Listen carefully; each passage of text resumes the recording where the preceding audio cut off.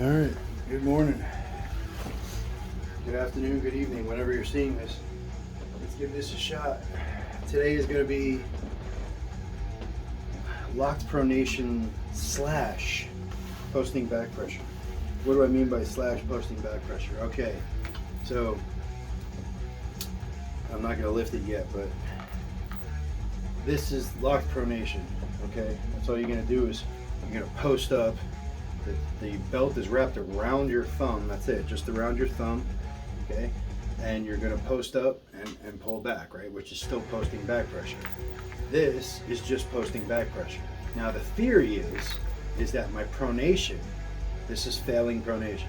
My pronation will fail before my elbow flexors fail and I lose my back pressure. So the theory is, again, that I'll get to X amount of weight and my pronation will fail. Okay, well then I just switch from this grip to this grip. I've got that would be my pronation lift, and then I continue to go and this will give me my back pressure lift. I, however, think I'm going to be the other way around, where my back pressure is going to be the limiting factor on my pronation. So in that essence, what's going to end up happening is that we're going to get my back pressure number before my pronation number, and I really don't know how else to get my pronation number. What I'll end up having to do is probably support my elbow on something off the ground and then just lift, so that way I'm taking my bicep and my elbow flexors out of it to find my true pronation. We'll see, but we're going to give it a shot. We're going to go for max lift here. Everything off the table feels weird to me as far as doing these lifts. I used to do these off the ground, and when I did, the max that I reached was 107.5 locked pronation. I've only attempted this once, as far as off the table, and I wasn't even close to that. So I don't know if it's a technique thing or what, but you can go back in my previous videos and you can see that I have done 107.5 locked pronation. And then more recently, I've taken 100 pounds and supported my arm on my knee and done 100 pounds for 50 pulses. So my pronation is good. It's the back pressure that's lacking, and it's the technique off the table. So I got to get better at this. This is where I arm wrestle. This is my office, right? So I got to get better at this. So anyway, that's what we're here to do today. You're along for the ride.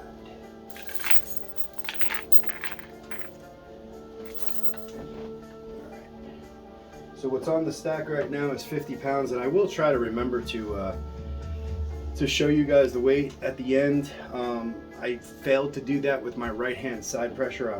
I know, but it's not like I was bragging. 80 pounds is not a whole lot of side pressure, so if you don't believe I did it, well, too bad.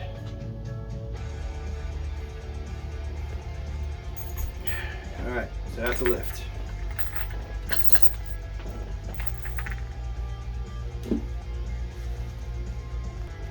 All right, we're back.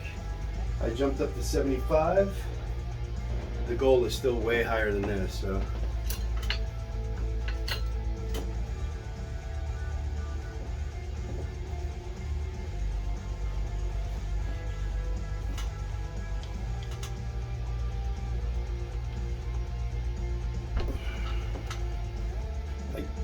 I feel more like it's my arm that's giving out than my pronation, but whatever. Anyway, that was a lift.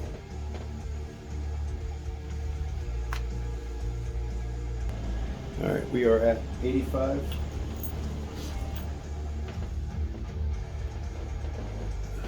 And then I got to go back and do this all with my left hand too.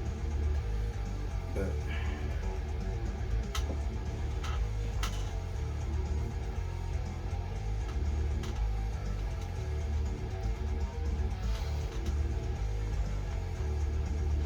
yeah. See, that's just unacceptable. I don't understand this. I got hurt everything. Hey, are you working for an independent shop? Just starting out changing oil or tires? With a strong mechanical background or interest? $100K per year as a Ford technician. Your Carolina.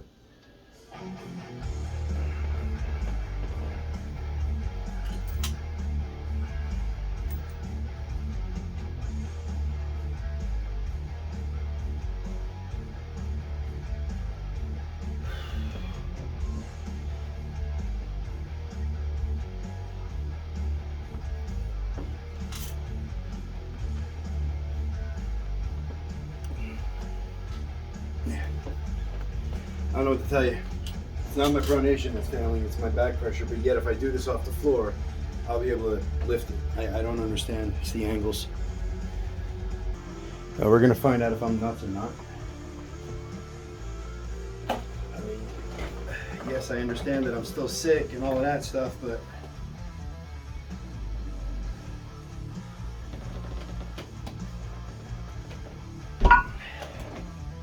I lifted it. So yeah, I mean, it sucked, definitely, but I lifted it. And I mean,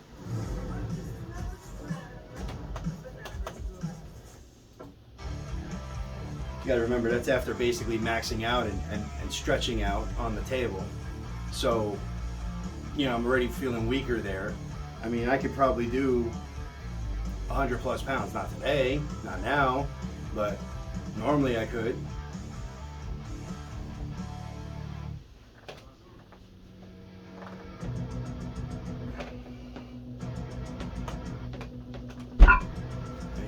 That's left-handed.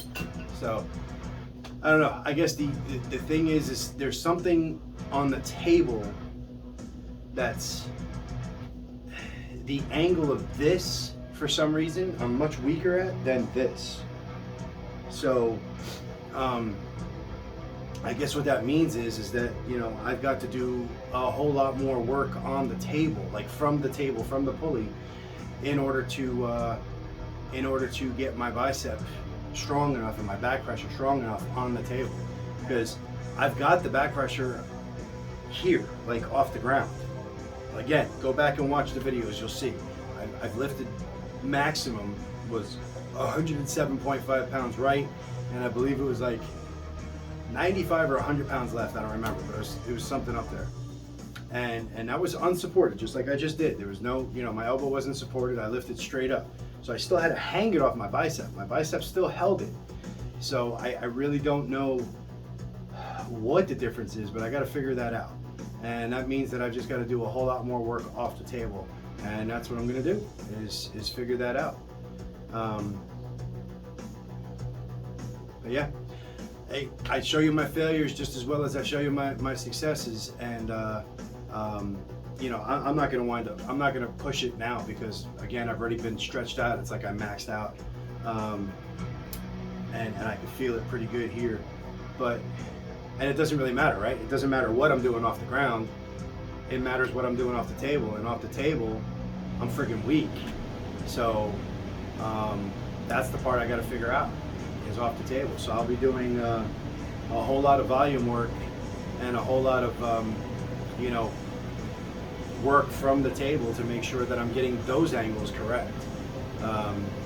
Hey, this is how you grow, right? So here's to the next chapter of growing. Today is volume day, as a matter of fact. When I was kind of getting back into it, I did, just so you know, yesterday, I didn't film it because it's lightweight, but I did, I started back bench pressing. It's the first time I've been on the bench in a while. I just did 155 pounds just to kind of get in the swing of things. It was easy. I did 5x5 for that. Felt good, no problems, no issues. I did overhead presses. I think I did like 100 pounds. Again, nothing serious. That one obviously was more challenging at 100 pounds than the bench at 155. And then I did some band work for my triceps, but I basically combined my blue, my red, and my green all together, and I just did tricep press downs. You know, that worked out my triceps pretty good. But yeah, just lightweight, just kind of getting back in the swing of things. So today's going to be volume work outside. So I'm going to do exactly what I just did there. Pronation pulses. I'm going to do back pressure. that I'm going to do full range. Like I'm going to do dynamic back pressure just to make sure that I'm getting, you know, the angles correct. And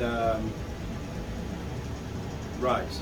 I'm going to do some rise work. That'll be off the ground. The rise will be off the ground, and the rest of the stuff will be off the pulley. Because rise doesn't matter. It's your wrist, right? It has nothing to do with table angles or anything else like that.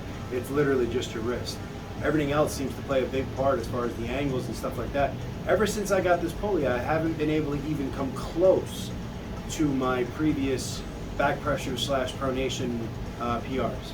So it's very interesting to me. It really is, because you would think that you're pulling with the same muscle groups. As a matter of fact, on the table, you get to lean back and all of that. Whereas here, man, it's a hanging lift. Like all you're doing is really shrugging to lift, but everything is hanging off your arm. You would figure that it would be a more static / strict lift here. But, you know, so that way it would be more of a compound lift on the table, which means that you lift more. It's the complete opposite for me. The strict lift, I can lift more, have lifted more than I can on the table. So, yeah, hey, like I said, this is how you grow. This is what I'm doing. So, yeah, I'll be doing my volume work, and I'll be making sure that I have those angles covered, man. Because this year, I got to be right and tight. I can't be screwing around. So, I look forward to see what's going to happen. Talk to you later.